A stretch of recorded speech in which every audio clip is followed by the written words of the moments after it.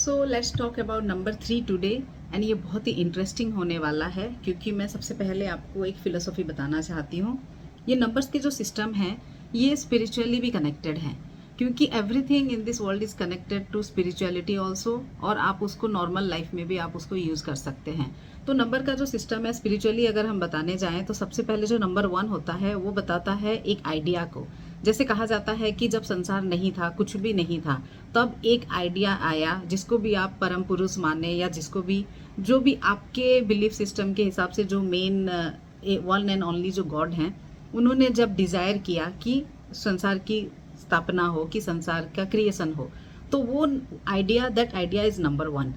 And then number 2 is that planning. उसके बाद जब उन्होंने सोचा कि ये कैसे होगा, like the next activity was the number 2। And the third, the number 3 is the creativity. आप इसको ऐसे ब्रह्मा के साथ भी आप कंपेयर कर सकते हैं, because Brahma is the one जिन्होंने रचा सृष्टि को। अगर हम उन कहानियों में जाएं जहाँ पे कि बोला जाता है कि विष्णु ने पहले सोचा, कि विष्णु के आदेश पे ब्रह्मा ने रचना किया, तो वो जो विष्णु का और फिर उनके सोचने वाला पार्ट वो 1 और 2 में खत्म होता है, एंड ब्रह्मा का पार्ट चालू होता है नंबर 3 से। तो एवरीथिंग जो भी आप देखते हैं, जो आप देख सकते हैं, अब इसको अगर हम लेमन लैंग्वेज में सोचें तो सपोज आपको कुछ करना है कि आपके मन में कभी कभी कुछ आइडियाज आते हैं, दैट इज नंबर 1। और फिर जब आप उसके लिए प्लान करने लगते हो कि ये कैसे एग्जीक्यूट करना है, दैट इज नंबर 2। लेकिन तब तक भी आप देख नहीं सकते। नंबर 2 में भी आपने एक पेपर पे अगर एक प्लान बनाया रफ, दैट इज नंबर 2। अभी आपने एग्जीक्यूट करना चालू किया है। लेकिन नंबर 3 जब आप उसको मैनिफेस्ट करना चालू कर देते हो, जब आप उसको एक solid, you can see it's something materialistic. And इसीलिए ही नंबर 1 और 2 is more into the spirituality. But of course other numbers आएंगे आगे चल के। आप इसको एक अलग तरीके से समझिए, स्पिरिचुअलिटी इन द सेंस कि नंबर 1 और 2 थोड़ा सा एज कंपेयर टू बाकी numbers, it will be in the spiritual plane, जहाँ पे कि आप उनको देख नहीं सकते।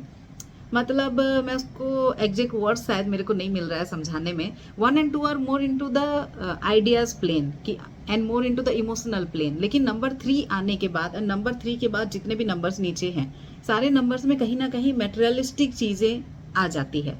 तो ये जो मेटेरियलिस्टिक चीजें हैं जिसको आप देख सकते हो, जिसको आप फील कर सकते हो, जिसको आप टच कर सकते हो, ये सारी चीजें नंबर 3 एंड उसके बाद के नंबर्स में आते हैं। तो अभी हम आते हैं हमारे टॉपिक की तरफ वापस कि नंबर 3।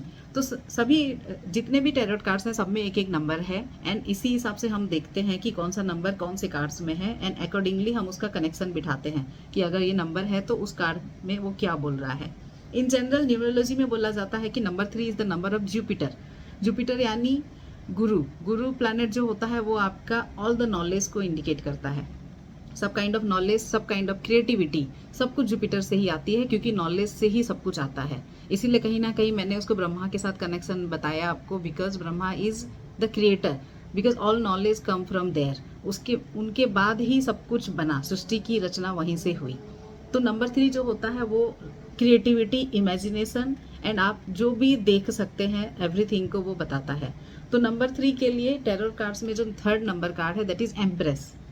एंड एम्प्रेस इसमें होता है कि जैसे एक लेडी आप देख सकते हैं, ये नेचर को भी रिप्रेजेंट करती है, एंड ये फर्टिलिटी को रिप्रेजेंट करती है, and everything that is coming, मतलब she is giving birth to something.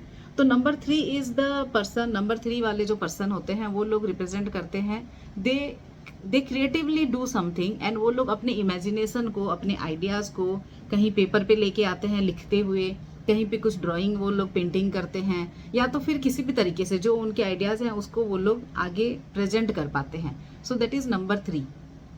And इसमें एम्प्रेस आता है सबसे पहले, that is the third number card, और एम्प्रेस कहीं ना कहीं वेनस से भी कनेक्टेड है।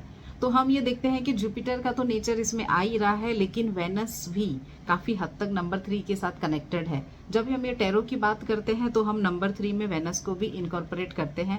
एंड आप देख भी सकते हैं आपके आसपास जो भी लोग हैं जो नंबर 3 से कनेक्टेड हैं, they have a sense of beauty, they have a sense of कैसे ब्यूटीफाई करना है चीजों को। अगर आप कुछ पेंटिंग भी कर रहे हैं तो you are making things beautiful, आप उसको देख सकते हो, आप उसको अप्रिसिएट कर सकते हो, आप कुछ राइट करते हो, आप अपनी भावनाओं को लिख के बताते हो, एक्सप्रेस कर सकते हो। तो 3 इज दैट प्लेस जहाँ से कि सब कुछ मैनिफेस्ट होना चालू करता है। और इसमें उसके बाद हमको मिलता है number 12 which equal to 3। Number 12 में हमको आता है हैंग्ड मैन।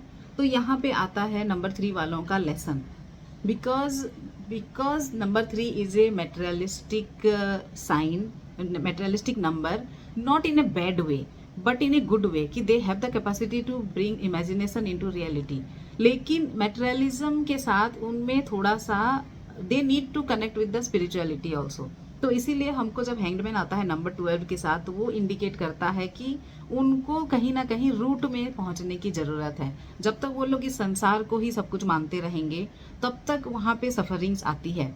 अगर कोई भी आर्टिस्ट होता है, अगर आपने हमेशा सुना होगा आर्टिस्ट के मुंह से, कोई सिंगर है, कोई डांसर है, कोई भी आर्ट फॉर्म है, उसमें बोला जाता है कि whenever they are performing in excellence that time they are connected with divine. तो वो जो डिवाइन के साथ कनेक्शन है वो नंबर 3 वालों के लिए बहुत ज़रूरी है. अगर उनको लगता है कि ये आर्ट मैं क्रिएट कर रही हूँ and everything is coming from me, तो फिर वहाँ पे प्रॉब्लम आने लगती है. जब वो लोग डिवाइन के साथ कनेक्टेड हो जाते हैं, that is they change their perspective. Hanged man is changing your perspective and viewing things in a different way.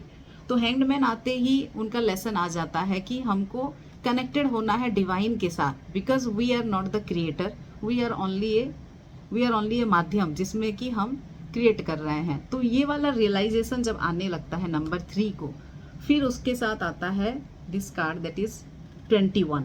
21 is the world यानी द अल्टीमेट, बिकॉज जो फूल की जर्नी चालू होती है टैरो कार्ड्स में, it ends with the world मतलब freedom जो हम सबको चाहिए. आप उसको मुक्ति बोल सकते हैं, आप उसको फ्रीडम बोल सकते हैं. This is what everyone is looking for.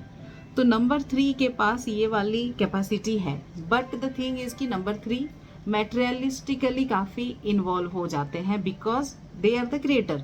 इसीलिए उनको कहीं ना कहीं ये वाला एंटेंगल्ड हो जाते हैं वो लोग वर्ल्ड के साथ, लाइक द रियल वर्ल्ड के साथ. तो फिर उनको कहीं ना कहीं समझना है कि they have the freedom and they have to find this freedom, और उसके लिए दे नीड द स्पिरिचुअलिज्म. मतलब 3 को फिर पीछे पीछे नंबर 2 एंड नंबर 1 के साथ अगर वो कनेक्शन बिठाएंगे, then they will connect with the divine. तो that's the downside of it. And आज मैं माइनर अरकाना को भी लेना चाहती हूँ नंबर 3 के साथ, बिकॉज अभी तक हमने मेजर कार्ड्स ही लिए एंड नंबर 4 के बाद मेजर कार्ड्स में हमको 2 कार्ड्स ही मिलेंगे. तो I want to incorporate number minor arcana cards. तो माइनर अरकाना में हमको मिलता है 3 of pentacles that is number 3, 3 of cups that is number 3, 3 of swords and 3 of wands. तो नंबर 3 के पास ये सारी क्वालिटीज़ होती है. 3 ऑफ वांड्स मतलब वो लोग अपने ड्रीम्स को एक पॉसिबिलिटी में लेके जाते हैं. They can see their dreams coming as a reality. तो उनके पास वो कैपेसिटी होती है अचीव करने की, बट उसके साथ कहीं ना कहीं हार्ट ब्रेक वाला सिचुएशन आता है उनके लाइफ में कभी ना कभी. बिकॉज हार्ट ब्रेक इसीलिए आता है जब वो अपना कनेक्शन अपने डिवाइन के साथ लूज करने लग जाते हैं. That time they are getting this 3 of swords. मतलब उनको हार्ट ब्रेक होता है because they need to understand the truth of life.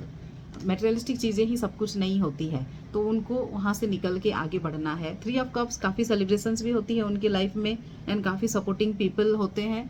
3 of pentacle is also showing the supporting people.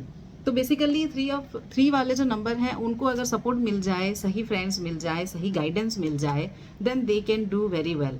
और उनको उस गाइडेंस की तलाश करनी चाहिए जेन्युइन लोगों में, ताकि उनका इमेजिनेशन और उनकी क्रिएटिविटी को वो अच्छे लेवल पे लेके जाएं.